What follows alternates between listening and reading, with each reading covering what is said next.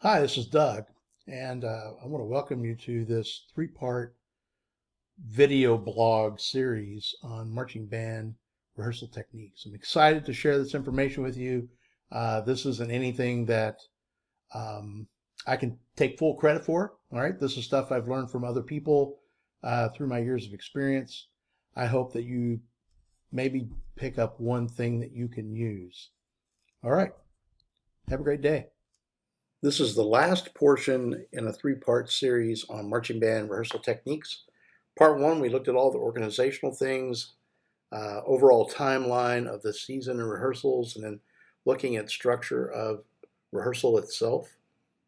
Part two, we looked at some real techniques and ways to use basic block, approaches to cleaning drill on the field as far as individual performer responsibilities and teaching those.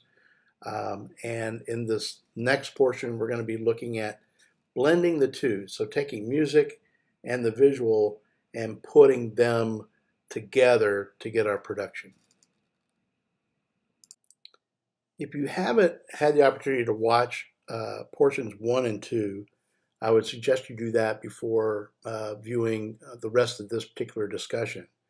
When I talk about blending, I'm talking about blending responsibilities that performers have musically with responsibilities they have visually. All right, so I'm really talking to percussionists, wind players. Uh, Color guard is similar. I mean, they have to have their individual body and equipment work needs to be happening before we teach them where they are and moving around the field. It's kind of the same approach.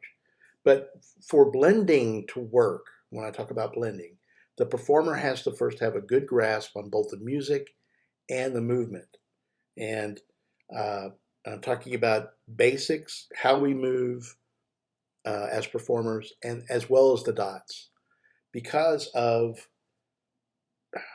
if they're having to concentrate too much on one, right, they're going to have trouble with both.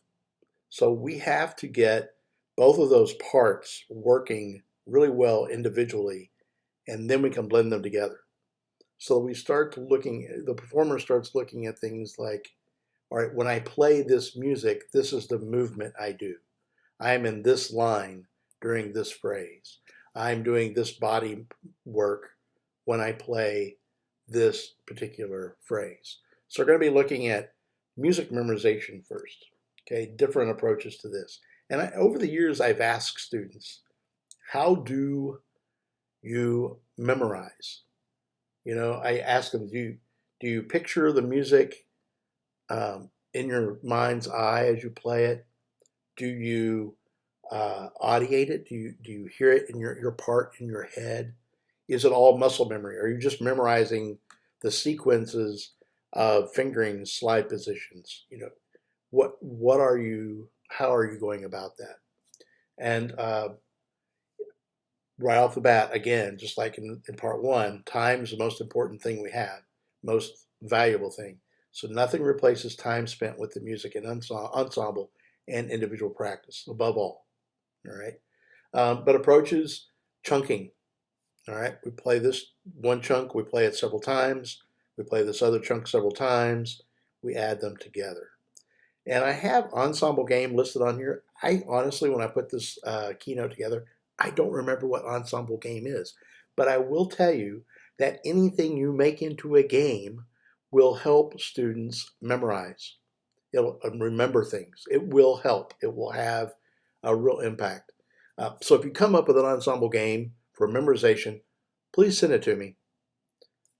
Performers should always have music with them for reference, even when it's memorized. And I can't stress this enough. If you're in music rehearsal and playing arc, they should have the music with them. So when you say measure of 45, everyone knows and they can find 45. All right. And you know how things are. Things kind of slip and deteriorate over time, articulation and stuff. So having that as a reference to remind them, hey, this note is short. This group of notes is long. There's a breath here. We don't breathe here. really helps. They're looking at it and hearing you talk about it. So I can't stress that enough. I know that it's really easy to, hey, we have it memorized. We've been playing it since August, but I'm telling you, have the music there, and that goes for the director and the staff as well. Have it there, because you might be listening to the ensemble and missing things because you don't have that score in front of you. DB rule number one: never teach drill to music the group can't play. They will not have context. So this goes to the whole thing of when we play this music, we do this. When we do this, we play this music. If they don't have a connection between the two, it really doesn't work. So if you're teaching drill to music they can't play, they haven't learned yet, you're wasting your time. All right? Learn the music first. Then they'll understand measures 5 through 8. That's where this phrase happens. That's where this drill goes. Okay? It just does not work the other way around. Learning the drill, just like with memorizing music, adding phrases, okay, chunking, spiraling. It's not a linear approach. We don't learn things linearly. We learn it once and then we just keep adding on to it. We have to come back to it. We have to circle back, circle back, circle back. So learn set 1, learn set 2, run those 2 sets. Learn set 3, run set 2 and 3. Multiple times, okay? Each time when it says run sets 1 and 2, it doesn't mean once. It means many times. Then run sets 1 through 3. Keep working, keep adding.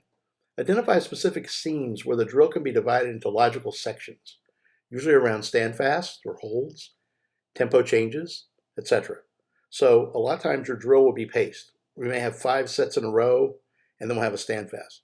All right, think of that as one big chunk. Those 5 sets and the standfast. That's one big chunk. Then set 6 through 9 is one big chunk. So when you're running portions, chunking, okay, chunking isn't phrase, phrase, phrase, or phrase by itself. Chunking is a group of phrases. So you can identify those.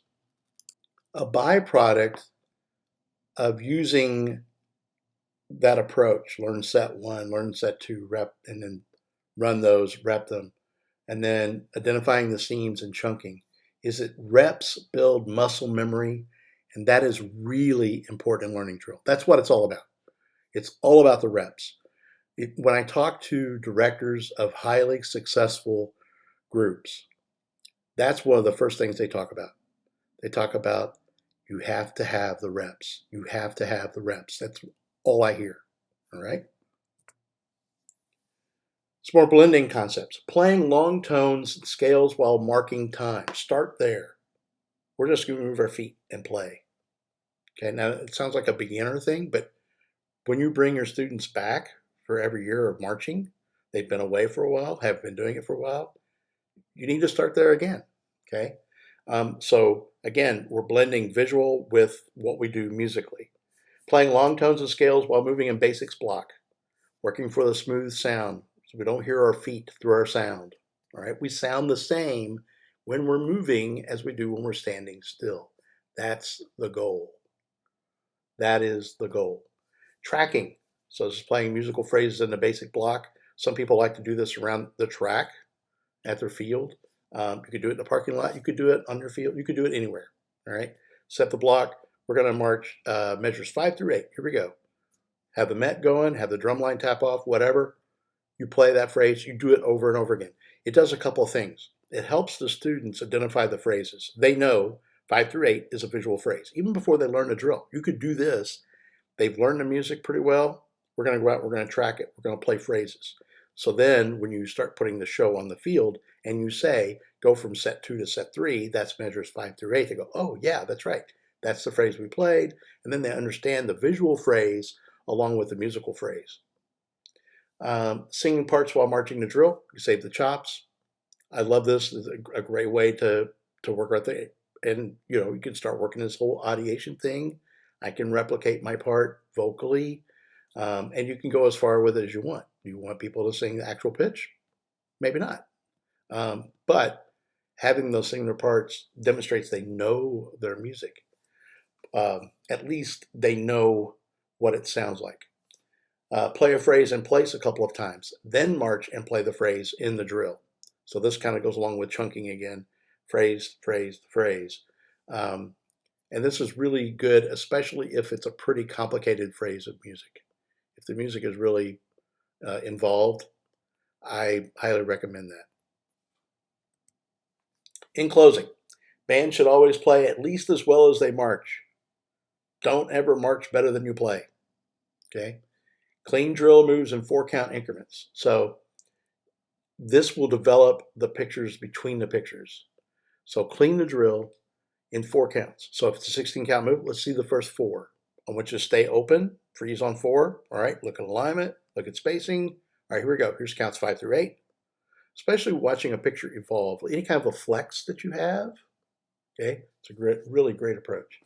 Demonstrating a body, visual, or marching move is worth 1,000 words. Have them see a good model. Have the best person, the best forward marcher. If it's not you, someone in the ensemble. Have them always demonstrate. We're going to copy this one person. We want everybody to look like Bob or Sue, whoever it is. Okay? Grow your own help, student leadership and volunteer or paid assistance. Over a period of time, you can have a staff in a rural setting. It's possible to do it. Grow your own staff to help. Observe other bands as they rehearse. Even take some of your student leaders with you. I did this when I taught public school. I was fortunate enough to have a good friend just a few minutes down the road that was willing to allow me to bring my students and watch. And it was a game changer. My students were standing there like, wow, you realized, okay, they just did that rep and they didn't stop and everybody started talking. They were listening for instructions from the tower and from the field. And wow, okay, it really did change it just flipped their world upside down to know that students their age were able to achieve the things I had been asking them to do. When reaching the last minute or so of your show, run more reps of that section than the prior bulk. This will help help get the end of the show caught up in number of reps, and it will finish stronger. We typically start at the beginning. I have known people, teachers show backwards. I've never been good enough at writing drill to write it backwards or have it all written ahead of time to where this would work. Okay, more power to people that can do that. But the way I deal with it is I will run the last section more. So I get everything out there, cleaning as we're going. We get to the closer, we teach it, and then I give that closer lots of reps.